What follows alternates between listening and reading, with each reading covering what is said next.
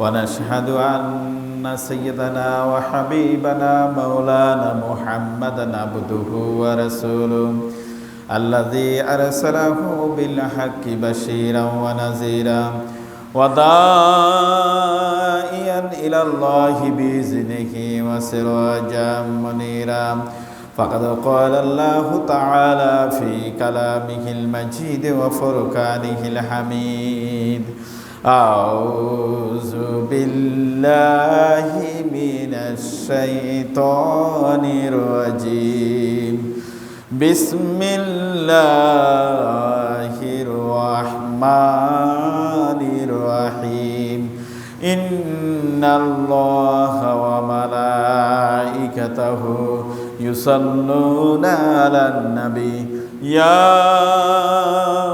أيها الذين آمنوا صلوا عليه وسلموا تسليما اللهم صل على سيدنا مولانا محمد وعلى آل سيدنا مولانا محمد اللهم صل على سيدنا مولانا محمد وعلى آل سيدنا مولانا محمد بلغ العلا بكماله كشف الدجى بجماله حسنت جميع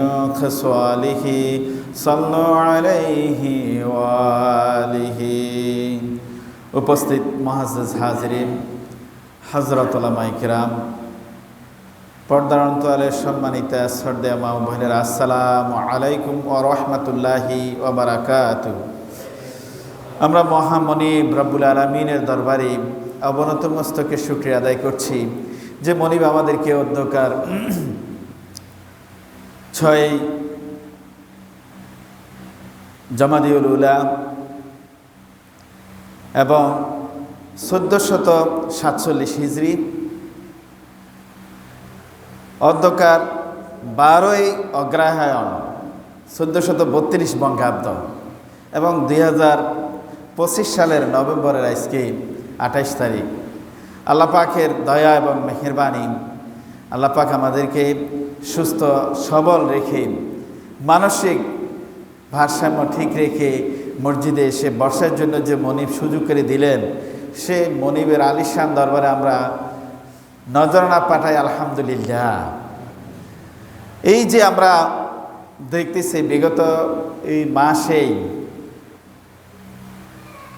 ভূকম্পনের একটা প্রাদুর্ভাব দেখা দিচ্ছে, বিভিন্ন জায়গায় ভূকম্পন সৃষ্টি। এটা আল্লাহ পাকের ঘোষণা যে জলে এবং স্থলে সর্বত্রই তোমাদের এই বিপর্যয়টা তোমাদের হাতের কামাই।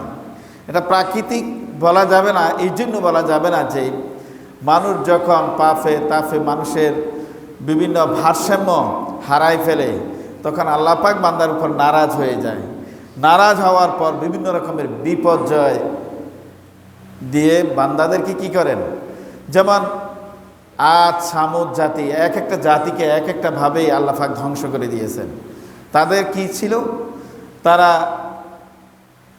তাদের কোনো চরিত্র ছিল না, লেলিহান অবস্থা ছিল, তাদের ধ্বংস ছিল, সবসময় ধ্বংসযজ্ঞ করতো এবং কি সামাজিক কোনো অবকাঠামো তাদের ছিল না, সামাজিক কোনো ভারসাম্য ছিল না, ভারসাম্যহীন ছিল। আজকে আমরা দেখতে পাই এই গত সপ্তাহের ভিতরে এই যে শরীয়তি মারফতি যারা গায় এদেরকে কি বলে, বাউল। বাউল সম্রাট একজন, তাকে গ্রেফতার করা হয়েছে। কি জন্য গ্রেফতার করা হয়েছে তা তো আপনারা জানেন, নিশ্চয় পেয়েছেন। বাউল বলতে অনেকে এদেরকে আধ্যাত্মিক নেতা বলে না, নাউজুবিল্লাহ। এদেরকে আধ্যাত্মিক নেতা তো প্রশ্নই আসে না। আধ্যাত্মিক নেতা হবে যারা নিজের জীবনটাকে আল্লাহ রাহে সুপি দিয়েছে। সে দুনিয়াবি চিন্তা চেতনা, কোনো লোভ লালসা যার কোনো কাজ করে না। একমাত্র কেবলমাত্র শয়নে স্বপনে জাগরণে সবসময় সে আল্লাহকেই কি পায়রুটি দেন, আল্লাহর জন্য ধ্যানে মগ্ন থাকে। এরকম আছেন আমাদের দেশে অনেক, ছিল না সাধক? এদেরকে আধ্যাত্মিক নেতা বলা হয়। কিন্তু যার মানুষের একটা পুরুষের তারপরে টাকনু থেকে উপরের দিকে কোমর পর্যন্ত এটা ঢাকা কি ফরজ না নফল বলেন তো দেখি? ফরজ। হাঁটু থেকে নাভির উপর পর্যন্ত এটা ঢাকা রাখা কি ফরজ। আর নারীদের পায়ের তালু থেকে মাথাটা আপাদ মস্তকই ঢেকে রাখা কি ফরজ। তো এখন যদি আধ্যাত্মিক সে নেতা বলে, সে যদি মনে করে না তার শরীরের অবয়ব যদি মানুষের জন্য দৃশ্যমান রাখে, যার চরিত্রে হচ্ছে কুলসিত চরিত্রের অধিকারী যারা, তাদেরকে কি কখনো আধ্যাত্মিক নেতা বলা যাবে?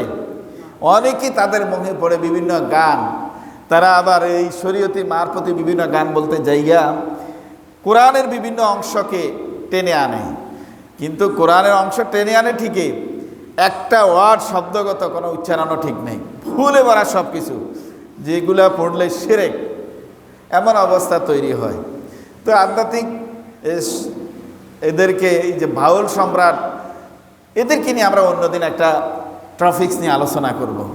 আজকে বলতেছিলাম যে অনেকে না বুঝে না জেনেও কি করে, তারা অন্যায় আচরণ করে। আর অন্যায়টাকে যখন অন্যায় করতে করতে যখন তার সয়ে যায়, তখন অন্যায়ের উপরে ডুবে থাকে, অন্যায়টাকে তখন ন্যায় হিসেবে স্বীকৃতি দিতে বলেন নাউজুবিল্লাহ। এরকম আছে কিনা নাই? সমাজের ভিতরে দেখবেন মদ আগে একটু একটু খাইতো, এখন দেখা গেছে মদ খাইতে খাইতে পুরো শরীরটাই তার কিয়া মদে ভরে গেছে। এখন মদ ছাড়া সে আর কিছু বুঝে না, ভালো পানীয় সে আর খাইতে চায় না, মদেই ভরে গেছে। অনুরূপভাবে পাপ কাজ যখন করে, আল্লাহ পাক কোরআন কারীমের ভিতরে ঘোষণা দিয়ে দিয়েছেন, ইন্না শাইতানা লিল ইনসানি আদুউম মুবিন, শয়তান তোমাদের প্রকাশ্য দুশমন। আর এই শয়তানি কাজগুলো যারা করে, শয়তানকে যারা তারপর আপন করে নেয়, তখন আল্লাহ পাক বলে দিছে, ওয়ামাইয়াশু আন যিকিরির রাহমানি নুকাইয়িদ লাহু শাইতানান ফাহুয়া লাহু কারিন। আল্লাহ পাক ঘোষণা করে দিলেন, যারা আল্লাহর জিকির, আল্লাহর ফিকির, আল্লাহকে অন্তর থেকে ঝেড়ে ফেলে দেয়, আল্লাহর নির্দেশকে উপেক্ষা করে, সে বেপরোয়া চলে, তখন আল্লাহ রাব্বুল আলামিন তার থেকে রহমত দূর করে তাকে শয়তানের সাথে প্রভাব গড়ে দিয়ে বলেন না নাউজুবিল্লাহ। তখন তার কি হয়ে যায়? শয়তান দোস্ত হয়ে যায়। কিন্তু মোমেনের কি কখনো শয়তান দোস্ত হতে পারে? কখনোই না। বাউল সম্রাটেরা এরা যুগ যুগ ধরে বাউলের বিভিন্ন গানের প্রকৃতির মাধ্যমে এরা আল্লাহর সাথে বিভিন্ন কথা বলে, চ্যালেঞ্জিং, যেটা পরে আমরা এটা ডিটেলস আলোচনা করব। আজকে আলোচনা এসেছে এই জন্যই, বিভিন্ন জায়গায় ইসলামী মতাদর্শ যারা, ইসলামী মতাদর্শের লোকেরা অনেক সময় কি করে, এই বাউলদেরকে কি করে, তারা আধ্যাত্মিক নেতা হিসেবে মানে এবং কি তাদের কথা মানতে চায়। কিন্তু মৌলিক, তাদের যে মৌলিকত্ব, ওই যে লালন ফকিরের ওখান থেকে তাদের লালন গীতি বা লালনের যে অবস্থান, এটা যদি আমরা পড়তে, দুইটা বই আছে, আমি সময় পাইলে এটা আপনাদেরকে ডিটেলস বলবো। আজকে বলতেছিলাম যে কখনোই এদেরকে আধ্যাত্মিক নেতা বলা যাবে না, আর এদেরকে অনুসরণ করা যাবে না। এদেরকে অনুসরণ করলে সে একেবারে সর্ব আলেমের ঐক্যমতের ভিত্তিতে সে ইসলাম থেকে খারিজ। কেউ যদি বাউলকে যদি আধ্যাত্মিক নেতা বলে, তাও ইসলাম থেকে খারিজ, আর তাদের পদাঙ্ক অনুসরণ করলে তাও ইসলাম থেকে খারিজ। তো আমি ছোট্ট করে বলি, বাউল নেতা কি বলে? ও বলে যে আউয়ালু মা খালাকাল্লাহু নূরিহি, আল্লাহ পাক তো বলছে, এই যে আল্লাহ পাক বলে নাই, সে আরো ব্যঙ্গ করে বলছে যে প্রথমে নূর সৃষ্টি করছেন, প্রথমে রূহ সৃষ্টি করছেন, প্রথমে আরশ সৃষ্টি করছেন। এটা কি কোনো কথা? বলেন না নাউজুবিল্লাহ। এমন কথা কখনোই বলা যাবে না। আল্লাহ রাব্বুল আলামিন যে কথাগুলো বলছেন, এটা 1% যদি কেউ যদি এটাকে যদি সন্দেহের কাতারে নিয়ে দাঁড় করায়, তাহলে তার ঈমান থাকবে না, এবং কেউ যদি তাদের পক্ষ অবলম্বন করে, তাদের ঈমান থাকবে না। আউয়ালু মা খালাকাল্লাহু নূরিহি, এটা হাদিসের একটা অংশ, এটা জয়ীফ হাদিস, এটা নিয়ে আমরা বিস্তারিত বলতে যাব পরে। কিন্তু এই যে বিভিন্ন কথা এনে কোরআনের আয়াত টেনে আগে পিছে, আপনারা দেখবেন বিভিন্ন লোকে যখন কথা বলে হঠাৎ করে কিছু হলুদ সাংবাদিক আছে, এরা আগে পিছে কাটফিস্ট করে মাঝখানেরটা তুলে ধরে মানুষকে কি করে, বিব্রত বোধ করে। তো এইরকম তারা অনেকে আছে। তো তাদের একটা গানের অংশ আমি দেখছি, এ বাউলদের কয়, সাপ হইয়া দংশন করা ওজা হইয়া ঝাড়, আল্লাহ কেমন কারিগর, কে পারে বুঝিতে তোমার শান। বলে না, নাউজুবিল্লাহ। তাহলে আল্লাহ সাপই ধ্বংস করে, আবার ওজা হই কি করে জানে। এটা কি সুস্থ মস্তিষ্কের কথা? সম্পূর্ণ এলা কি শিরকি কথা। প্রকৃতির ধরা দামে সাপের কাজ হলো কি দংশন করা, আবার বিনা কারণে সাপ দংশন করে না। আপনি অনেক সময় আমরা একবার ২০-১০ সাপও দেখি ফাঁস দিয়ে চলে যাচ্ছে, কি দংশন করে? হয়তোবা দেখা গেছে তার লেজের উপর পা পড়লে, হয়তোবা তাকে কি করলে, আঘাত করলে। ভেমরুল কি কখনো আপনি আপনার আশপাশেও তো ভেঙ্গুলের বাসায় আছে না, ভেমরুলের বাসা, তো ভেমরুল কি বিনা কারণে কি আসি আঘাত করে? আপনি একেবারে বাসার নিকটে আছেন, ঝোঁক দেন নাই, আপনাকে আঘাত করবে না। কিন্তু ওই বাসা ঢিল মারলেই তো কি এবার আপনাকে আঘাত করবে। এই জন্য হিংস্র প্রাণীগুলা, বাঘ ভাল্লুক সেটা অন্য কথা, তাদের ডিসপেন্স আলাদা, এরা শিকারী, এরা খায় মাংস, মাংসাশী প্রাণী, এদেরকে মানুষ পাইলে তাদেরকে আক্রমণ করবে। কিন্তু এই যে উল্টাপাল্টা শরীয়ত পরিপন্থী কথাগুলো বলে মানুষদেরকে চমকদার কিছু অবস্থান তৈরি করে সাধারণ মানুষকে ওদের ভিড়ে ফেলে। বিশেষ করে উত্তরবঙ্গে রংপুর, দিনাজপুর, তারপরে ওই সাইডের লোকগুলা এই যে ভাউলদেরকে কি করে, এই যে আস্পালন করে এবং ভাউলদের পক্ষ অবলম্বন করি বিভিন্ন রকমের শিরকি কাজে মগ্ন থাকে। মূলত এদের নগ্নচারিতার মাধ্যমে এদের মিশন হলো, এটা বাইরের একটা মিশন, ইসরায়েলি একটা মিশন। এদের মিশন হলো ইসলামকে করে করে ধ্বংস করা। ইসলামের উপর যাদের ইমান এবং আকীদা আছে তাদেরকে কি করা, ইমান থেকে পদচ্যুত করা, তাদের আকীদা থেকে তাদেরকে কি করা, পদচ্যুত করে তাদেরকে ধ্বংস করে দেওয়া। আর ইসলাম টিকে থাকুক, ইসলাম প্রসারিত হোক, এরা কখনোই চায় না। এদের বিভিন্ন নগ্নচারিতা, বাউলদের মূল যেখানে আস্পালন, মূল জায়গা যেখানে, এই যে লালন ফকির কয়, আমরা অনেকেই ফকির বাড়ি, ফকির বলতে ফকির অনেক আছে, কেউ যে আলেম বক্ত ছিল, পরহেজগার ছিল, তাদেরকে অনেক সময় তাদেরকে ফকির ডাকতো। কিন্তু বাউল ফকির যারা, এদেরকে কখনোই ভালো বলা যাবে না, এদের প্রতি কখনো আস্থা রাখা যাবে না, এদেরকে কখনো আকীদার লোক বলা যাবে না, এদেরকে কখনো মুসলমানের অংশ হিসেবে চিহ্নিত করা যাবে না। এরা নাস্তিক, এরা সম্পূর্ণই লালন ফকিরের যেখানে আস্তানা, ওখানে মদের আড্ডা আর নারীবাজি ছাড়া কিছুই নেই। বর্তমান যেই তারপরে এই বাউল সম্রাট যারা আছে, ওদের ওখানে আপনারা দেখবেন পথ্য নাটক, বিভিন্ন রকমের মঞ্চা নাটকের ভিতরে দেখবেন নারী এবং পুরুষ অবাধে তারা কি গান গায়, বিভিন্ন রকমের বাদ্য বাজায়, বিভিন্ন রকমের অপসংস্কৃতির যুবকদেরকে যৌন কাজে উন্মোদনা দেয়। বলেন না, নাউজুবিল্লাহ, আল্লাহ পাক ক্ষমা করুক এদের আচরণ থেকে। তো এদের পক্ষ অবলম্বন করা যাবে না। এদের পক্ষ যারা নেয় তাদেরকেও সমাজের থেকে কি করে চিহ্নিত করে তাদেরকে শাস্তি দেওয়া দরকার, এদের পক্ষে যাওয়া যাবে না। আল্লাহ রাব্বুল আলামিন কোরআনুল কারীমের ভিতরে বলছেন, ইন্নাল্লাযীনা কাফারু ওয়া কাযযাবু বিআয়াতিনা উলাইকা আসহাবুন নার হুম ফিহা খালিদুন। আল্লাহ রাব্বুল আলামিন বলেন, আমি যে কোরআন তোমাদেরকে পাঠিয়েছি, নিঃসন্দেহে এই কোরআনের ভিতরে যা পাঠিয়েছি, যেই কথাগুলো বলছি, যে আয়াতগুলো এসেছে, প্রত্যেকটা আয়াতের প্রতি মোমেনের কর্তব্য হলো পূর্ণাঙ্গ আকীদা বলে বিশ্বাস স্থাপন করবে এবং তার সেইভাবে জিন্দেগি যাপন করবে। এর থেকে কখনো পদচ্যুত হওয়া যাবে না।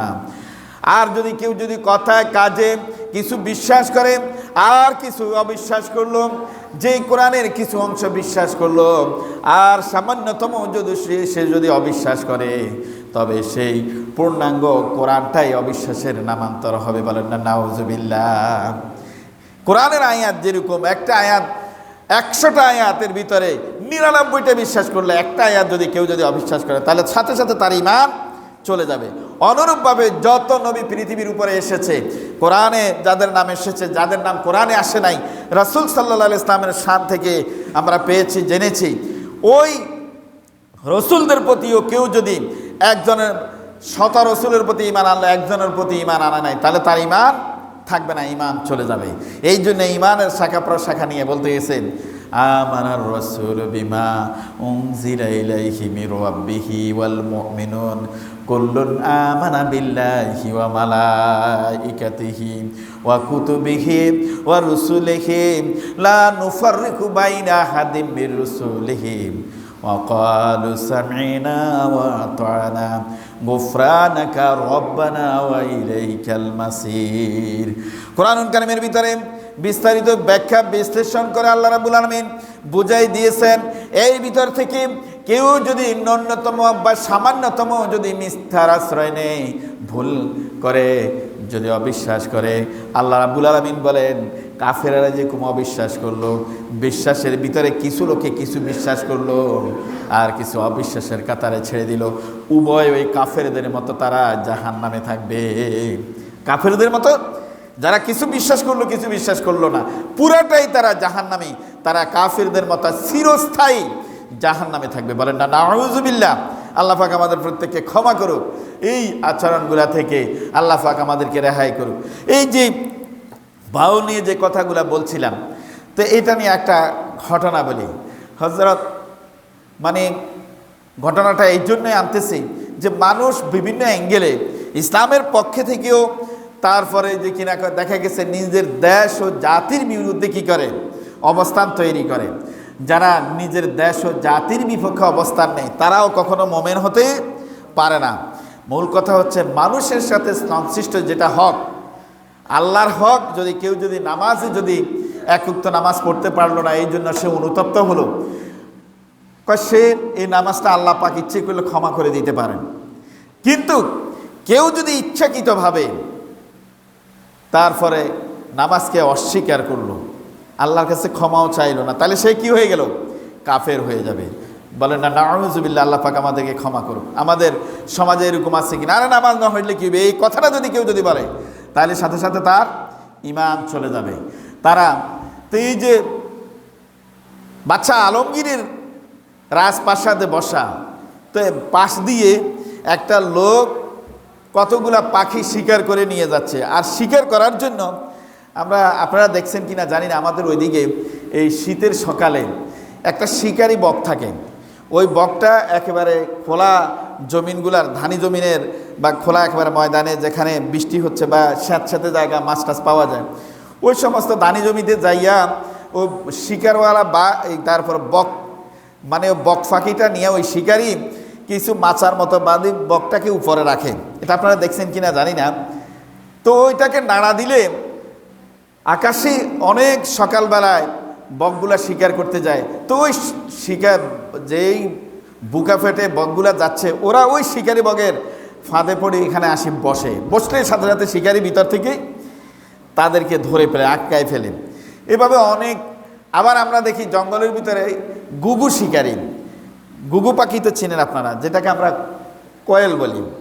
এই ঘুঘু পাখিটাকে একটা খাঁচার ভিতরে সে শিকারি একটা ঘুঘু পাখি রাখে, আর একটা খাঁচার ঢাকনাটা উঠাই দেয়। জঙ্গলার ভিতরে যেখানে দেখে ঘুঘু পাখি আছে, ওই শিকারি ঘুঘু পাখিটা ওখানে গাছের আগে এক জায়গায় খাঁচার ভিতরে রাখে। আর ঘুঘু পাখিটা যখন ডাক দেয় তখন ওই জঙ্গলার ঘুঘু পাখিরা আসি এখানে কি তার উপর চাপড় দিয়ে পড়ে কি আটকা পড়ে যায়। এরকম শিকারি দেখছেন না? এরকম একজন শিকারি বাদশা আলমগীরের রাজপ্রাসাদ দিয়ে যাচ্ছে, আর বাদশা আলমগীর এটা দেখলেন। তো শিকারীকে ডাকলেন যে আসো, এটাই তোমার হাতে এগুলা কি, এগুলা কীভাবে? এটা তো খুব শিকারি প্রাণী, এটা অনেক টাকা দিয়ে কিনতে হয়। তারপর তুমি কি এটাকে বিক্রি করো? না, আমি তো এটা বিক্রি করবো না, এটা দিতে আমি শিকার করি। তোমাকে অনেক টাকা দেয়া হবে, তুমি এটা বিক্রি করবে না। এটার গুণগুণ মান কি? এটার গুণমান হচ্ছে এই জাতীয় যত ঘুঘু পাখি আছে তার ডাক দিয়া, তার ভাষা দিয়া সে আকর্ষণ করে জালে ফেলে, আর জালে ফেলার পর আমরা তাকে কি করি? আটক করে ফেলি। তো এবার বাদশা তাকে বললো যে ঠিক আছে, তুমি যা চাইছো আমি তোমাকে এই টাকাই দিলাম। আর সাথে সাথে রাজদরবারে একজন জল্লাদকে ডেকে এনে বললো যে এই পাখিটাকে জবাই করে দাও। সাথে সাথে জবাই করে দিলেন। এখন শিকারী বললেন, যা পনা, এটা কি কাজ করলেন আপনি? এটা তো একটা উপকারী পাখি। কি উপকারী?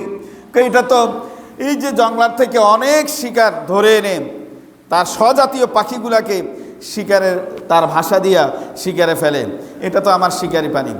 তখন বাদশা বলল, যেই শিকারি পানি তার স্বজাতিকে ধ্বংস করে, এর মতো বিশ্বাসঘাতককে জমিনে রাখার কোনো প্রয়োজন নাই।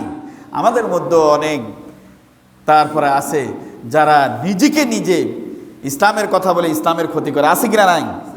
ইসলামের কথা বলে ইসলামকে রাস্তাতলে ফেলে দেয়, ইসলামের কথা বলে কোরআনের বিপক্ষে বিরুদ্ধে আচরণ করে, ইসলামের কথা বলে পার্লামেন্টে কোরআনের আইন বিরুদ্ধে আইন রচনা করে। তাহলে যেই জাতি যেই গোষ্ঠী তারপর এর সমর্থন করবে, একে আস্পালন করবে, তারাও কি বিশ্বাসঘাতক নয় কি? এই ধরনের বিশ্বাসঘাতককে রাখার কোনো প্রয়োজন নেই। যারা দেশ মাটি এবং মানুষের শত্রু, তাদেরকে কেউ যদি আপন ভাবে, সেও বিশ্বাসঘাতক। বলেন না নাউজুবিল্লাহ। এটা বাদশাহ আলমগীরের শিক্ষা। তো সুতরাং এই শিক্ষাটা শুধু বাদশাহ আলমগীরের বেলায় না, আপনি যুগ যুগ ধরে আমাদের দেশেও দেখবেন ইসলামের পক্ষে থাকি, সেই ইসলামের বিপক্ষে বিভিন্ন কথা বলে। সালমান রুশদি, সে ইসলাম ছিল না? তাসলিমা নাসরিন কি মুসলমান ছিল না? কিন্তু মুসলমান থেকে কি করলো? মুসলমানের বিপক্ষে শরিয়া আইন নিয়া, ইসলাম নিয়া, হাদিস নিয়া, নবী নিয়া নানান কটাঙ্ক করলো। এই যে সমস্ত ব্লগাররা ছিল, অনেকেই ধ্বংস হয়ে গেছে, আল্লাহ পাক তাদেরকে গজব দিয়ে ধ্বংস করে দিয়েছেন। এই ব্লগারদের ভিতরে অনেকে তার লেখনির মাধ্যমে, তার প্রপাগান্ডার মাধ্যমে, ইউটিউবের মাধ্যমে, প্রচার মাধ্যমে, তারপরে এই যে ইসলামের বিপক্ষে অবস্থান, অথচ সে মুসলমান থেকে কি জন্মগ্রহণ করা। নাউজুবিল্লাহ। আল্লাহ পাক আমাদের প্রত্যেককে ক্ষমা করুক। আল্লাহ রাব্বুল আলামিন কোরআনুল কারীমের ভিতরে বলেন, ইয়াস্তাহি আন ইয়াদরিবা মাসালাম মা বাউদাতান ফামা ফাওকাহা ফাম্মাল্লাযীনা আমানু ফায়ালামুনা আন্নাহুল হাক্কু মির রাব্বিহিম ওয়া আম্মাল্লাযীনা কাফারু ফায়াকুলুনা মাযা আরাদাল্লাহু বিহাযা মাসালা ইউদিল্লু বিহি কাসীরান ওয়া ইয়াহদি বিহি কাসীরান ওয়া মা ইউদিল্লু বিহি ইল্লাল ফাসিকিন। আল্লাহ রাব্বুল আলামিন বলেন, দেখো মশা এবং তদপেক্ষা ক্ষুদ্র পানির দৃষ্টান্ত দিতেও আমি দ্বিধাবোধ করি না। আল্লাহ রাব্বুল আলামিন মানব মণ্ডলীকে বোঝানোর জন্য মশাকে দিয়ে অনেক দৃষ্টান্ত স্থাপন করেছেন। আজকাল এই নববৈজ্ঞানিক যুগে এই মশাকে রিসার্চ করে মস্কিউটো সিরিজ তারা বের করে দিয়েছে যে মশা মানুষদের শরীরের উপরে রক্ত চষে নেয়, কিন্তু একটা মানুষ সরাসরি টের পায় না। পায়নি? আপনার পাশে মাথার উপর বা পায়ের উপর মশা বসে দেখা গেছে সে পেট পুরে রক্ত চষে নিছে, কিন্তু একটা মানুষ সে পক্ষান্তরে যখন নজর পড়লো দেখে যে খাইছে, পুরা মশা তো একেবারে খাই ডিমা ডিমা হয়ে গেছে, এরকম আছে না? কিন্তু টের পায় না। বিজ্ঞান রিসার্চ করে মশা থেকে সিরিজ, এমন একটা সিরিজ বের করছে যে মানব দেখে সিরিজটা দিতে সে আদৌ টের পাবে না। বলেন না সুবহানাল্লাহ। তাইলে আল্লাহ পাক 14,000 বছর আগে যে 1,500 বছর আগে যে মশা নিয়ে উপমা দিলেন কোরআনুল কারীমের ভিতরে, নিশ্চয় এর ভিতরে বিশাল কৌশল রয়েছে না? আল্লাহু আকবার। বলেন না সুবহানাল্লাহ। প্রত্যেকটা জীবের প্রতি আপনার রিসার্চ করে দেখবেন, কোন জীব বিনা কারণে আল্লাহ পাক সৃষ্টি করেন নাই। যেমনটি করে মানুষকে বিনা কারণে সৃষ্টি করে নাই, তেমনটি আপনার এই মাটির গর্ভে অনেকটুক মাটি খোঁটার পর যে একটা পোকা দেখতে পান, এই পোকাটাও আল্লাহ পাক বিনা কারণে সৃষ্টি করেন নাই, মানুষদের কল্যাণের জন্য। এর থেকে রিসার্চ করে অনেক রোগ প্রতিষেধক তৈরি করা হয়, অনেক রোগের বালাই হয়, এর দ্বারায় মানুষেরই কল্যাণ হয়। সকল মানুষকে পাঠানো হয়েছে আল্লাহর তারপরে ইবাদত করার জন্য, আর সকল জীবকে পাঠানো হয়েছে মানুষের কল্যাণের জন্য। বলেন না সুবহানাল্লাহ। আল্লাহ পাক আমাদের প্রত্যেককে যথাযথভাবে দিন বোঝার, কোরআন বোঝার, ইসলাম বোঝার, সঠিকভাবে আমরা যেন এই যে বিভিন্নভাবে বিভিন্ন অবস্থানে ইসলামকে নিয়ে ছিনিমিনি খেলে বিভিন্ন পায়তারা শুরু হয়, আমরা এটাতে করে নিজেকে অবিচল রাখবো, কোরআন এবং হাদিসের আলোতে আমরা থাকবো, যাতে করে আমরা যেন দিক বিদিক না হয়, দিশেহারা যেন না হয়। কোরআন পাঠিয়েছেন আল্লাহ পাক মানব মণ্ডলীকে কি হেদায়েতের জন্য, লিতুখরিজান নাসা মিনাজ জুলুমাতি ইলান নূর। মানুষকে এই যে বাইরের অন্ধকার থেকে, গোমরাহি থেকে মানুষদেরকে বের করে আলোর মুখ দেখানোর জন্য কোরআনের আয়োজন। আর এই কোরআন এসেছে, এখন কোরআনের মজমা কায়েম করতে চাইবে সেই যে মুসলমানের জন্য কোরআন, যে মুসলমান কবরে গেলে পরে কোরআন, যে মুসলমান পলসেরাদের গোড়ায় গেলে পরে কোরআন, যে মুসলমান হাসর ময়দানে গেলে পরে কোরআন, যে মুসলমান মৃত্যুতে কোরআন, যে মুসলমান রুহু যাওয়ার সময় যে ব্যক্তি যত গোমরাহি হোক না কেন সে চায় আমার বাবা মৃত্যুবরণ করতেছে, এই মুহূর্তে যদি আমার বাবা কালিমাটা পড়ে আমি ধন্য, এরকম মনে করে না? তাহলে যে কোরআনটা মৃত্যুর সময় এত অতি প্রয়োজনীয়, আর সেই কোরআনটা সমাজে বাস্তবায়ন হবে এটা প্রয়োজন মনে করেন না? বলেন না নাউজুবিল্লাহ। এটা হচ্ছে সে বাউলদের মতো তারপরে একটা মরিচিকা, এটা একটা ধোঁকা যে আমি নামাজ পড়ি, আমি কোরআন তেলাওয়াত করি, আমি ইসলামের শক্তির পক্ষের শক্তি বলে নিজেকে তারপরে প্রমাণ করি, কিন্তু সমাজে ইসলাম বিচরণ করুক, সমাজে ইসলাম প্রতিষ্ঠিত হোক, সমাজে কোরআন প্রতিষ্ঠা হোক, এটাতে কয়জনকে কয় না এটা দলাদলি করা যাবে না? বলেন না নাউজুবিল্লাহ। পুরা কোরআনটাই হলো একটা কি আন্দোলন, পুরা কোরআনটাই কোরআনের মাধ্যমেই হুদাইবিয়ার সন্ধি, কোরআনের মাধ্যমেই তারপরে যুদ্ধের ময়দানগুলোতে শরিক হয়েছে, কোরআনটাই মানুষের জন্য সকল স্তরে স্তরে অবদান রেখেছে। আর সেই কোরআনটিকে আমরা ভুলতে বসেছি।